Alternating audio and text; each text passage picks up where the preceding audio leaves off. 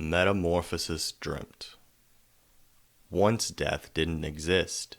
The elders tried to hide it from us kids, but it napped under our pillows and drank coffee in our closets. We saw it through the half-hidden door.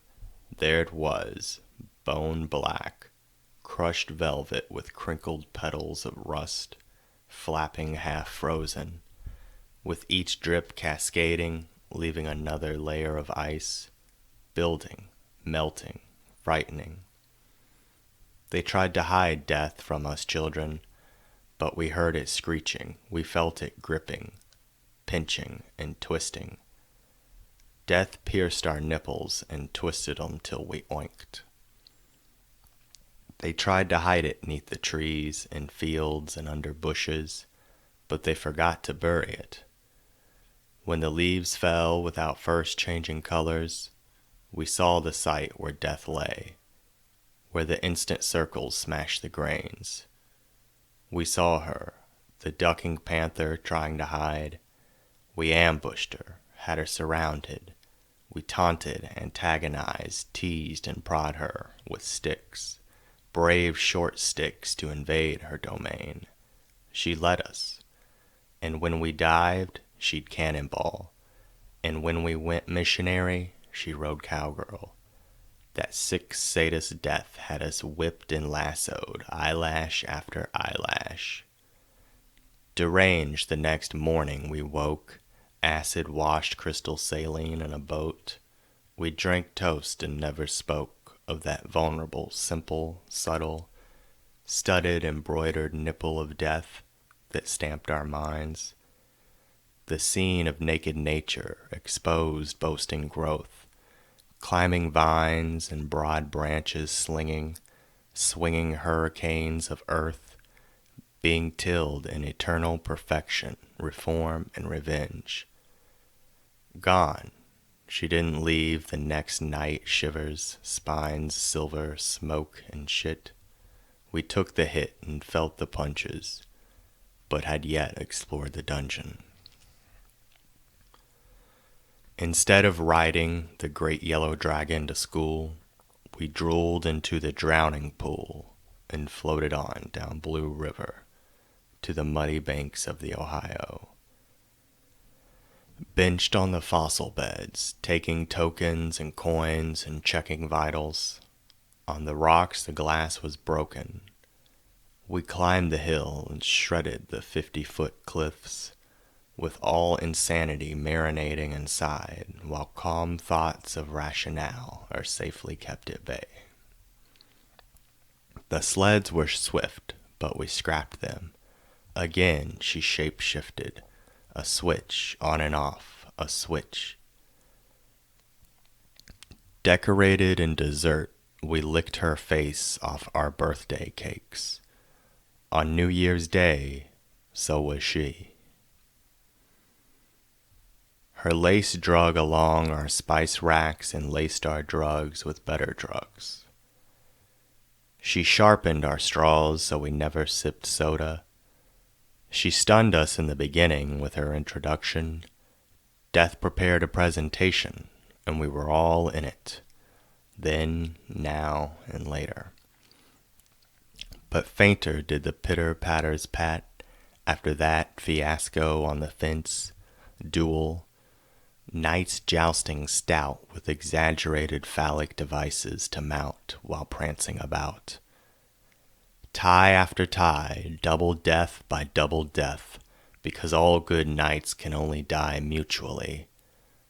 All great knights only die in pairs. Symbolism and satire for the faint of heart and mind, reality pains, pain pills, drill into every shopping corner. But the kids on crack don't want to shop unless it's non-stop.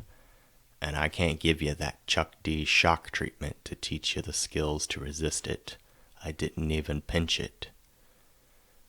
Shake off the rattling rice like beans. The fleas get bitten by the tiniest teeth. But the smallest are the sharpest together. They don't puncture, they penetrate. They pierce fiercely without remorse. They scorn the mice and slice the canine nose on a stench-craving chase. We didn't mince the mice, we let them scurry to spread the story and reinforce the minions of human shield.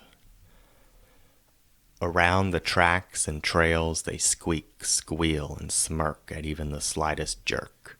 They toss warm fleece to the meek, but dare they be ungrateful, they toss back a complex, unsolvable game of charades, while they raid death's cupboard for poisons. The mice became the clue. They found her recipe and combined concoctions in mass proportions. They indulged in gluttony and their glutes got booted by brave banshees from the bayou. Dancing in dim denim decorated with less than flattering DIY patchwork, death dangled above the mosh pit at the concert. She splashed in, drenched in drips of what we were to be quenched with. She sprang leaping into the improv sprinkler. Security couldn't catch her. She slipped away in a bread shirt. Encore, she had a repeat, relapse, nosedive, steadfast. Reinvented, death comes dinging, dingy, ramshackle filth from the crust of the dirt to the rim of the curb. She sprawled while giving birth, rolled out her own red carpet, drew a carriage in the tar pit, and left it. Son of shame. Now she runs on diesel, denial, and grief. She is not dancing, she's shaking off pain. The gimmick is to glimpse and look away, but payday isn't till next Friday, and expired is all my shame. Death spotted me the money and made it out to cash, but long unpaid is the loan she tries to refinance every so and so. She stalks me for the money as if I'm dripping honey. I can't right now, it's already last period and she's starting hers. Drip, tick, drip, tick, tock. She even tried to pickpocket. But I lost her at the mall. I blew her off by the stall. Never even saw the back door. It was closed before she turned in her badge at the committee, and over it they had such a pity. She substitutes her time by stepping lightly on the leaves, never startling any hounds. She vandalizes the pond scum. She drew her name, her number, her symbol, her sigil. Nothing swims there now. Not even the pestering little vampires will spawn near these hills and hollows. They're cleared out, refreshed, restored, forbidden, blessed by a curse. No beast finishes off its prey here. They stop at the boundary as their meal spoils and rots within. Birds drop from the sky, suspended in the canopy. Pigeons, sparrow, cardinals, blue and crow. Near Vlad the Impaler's castle, the birds freeze in flight, penetrated by the coldest dead stick still stuck to the branches. There we saw death shining from inside the windows.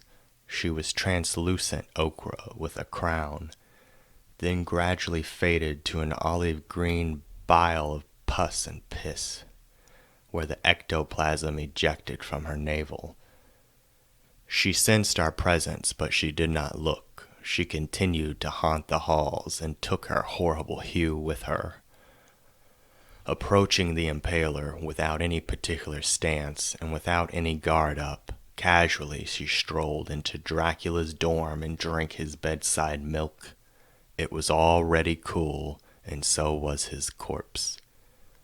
While leaving, she acknowledged no witnesses, but cocked her hat and clicked her heels as she gracefully skirted by our post. We had collateral now, but for it she would take it as no joke. Though this night we had planned to host, inviting the ghost with the most, never wasting time to toast. Drink up goes the dinner and spoils to the roasted, half-baked and levitating. No need to take the stairs, I can't comprehend construction, so I'll simply transcend it, beyond and through it, fast. I'm here, come up, hold up, tables twisting, and the clocks are condescending. Death came late to the party and camped on my lawn. Mysteries and wormholes left open the next morning. The clothes like laundry were all tumbled into a hurdle, planning the play, the game, like a knotted rat king. We had to pull away the ref and put on a pair of quarterbacks. And of course somebody else's slacks, more suited to boot. One shoe missing, but the ground is still warm, though there's no ground here. All sidewalks to undesirable destinations. Run, flash. Street streaker Holly in her humble pie, with street streaker Stacy in her stunning street legal sign. Went prime time, but during the interview, they both agreed to nothing, though neither spoke of the scene that field had seen last season. Through the camera, Death watched 'em with 2 bullets behind the lens, aiming each with a separate eye. Death made sure their tongues didn't spill the beans that Jack pawned off the giant goose strangler.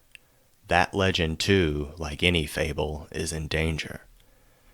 The dragons didn't destroy every manuscript. I found remnants of them in a Hallmark card. It was an invitation to danger, signed by Death herself. She promised it'll be smashing, so I couldn't help myself. Death came to the ball as a daffodil named Daphne. Death came to the dance, ripping in her roaring 20s red.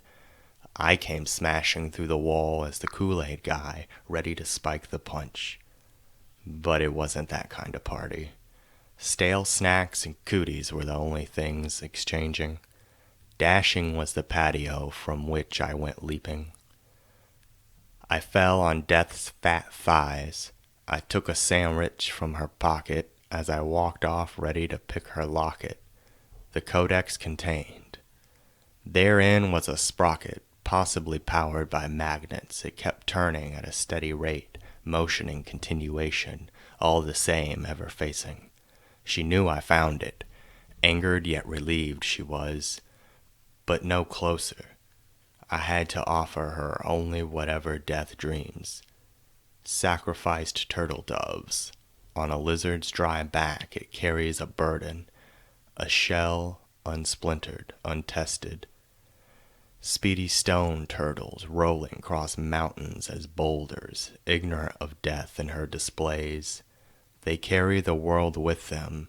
As they roll, it rotates, triggers debates and landslides, tramples trophies, extinguishes fires and flushes lakes. Each scale the snake sheds, another gangster loses a pinky. Death didn't bring this. She's only a supervisor, overseeing, mostly administrative paperwork. But the parchment is peeling, cracked and contracts contained now void, between the lean adductors squeezing sweat out the strings, every fiber spasming wet worms and white larvae. She's been bought out by bricklayers and mortar-mixing masons. They erected an encasement around her resting form, but if you knock, she can open. Quickly, we bailed her out unknowingly. Greeting us with her own guts, we refused to take part in her communion. We brought stools, but didn't use them. The feral felines stole them and coiled their tails to the legs, embracing. After an awkward silence, Death burped, and it smelt like violence. The fumes were contagious, and rage overtake us. A storm we started up on high now descends to reckon well the revisitation. Death is no messiah, but without her there'd be none. And there haven't been any. Still unsure of her job description and duties, she poses astutely above the rafters. She roasts pineapples on lunch break, brings alligators to the workplace and raccoons to the waste bin. She walks ducks to the fountain and reindeer to the lake, and for all this she expects a raise, or to work for minimum wage. A victim of wage theft, death retired from a settlement, delivered delinquently declassified documents. Somewhere in Arizona, she still raps freestyle, but has given up on the Corona and the Big Kahuna burgers. A drifter from Detroit told me, while roaming where this ancient lady with divine devices ventured. Our journey stuck us with many splinters. We came to her cabin while she was having top hat tea with Aladdin and her royal majesty.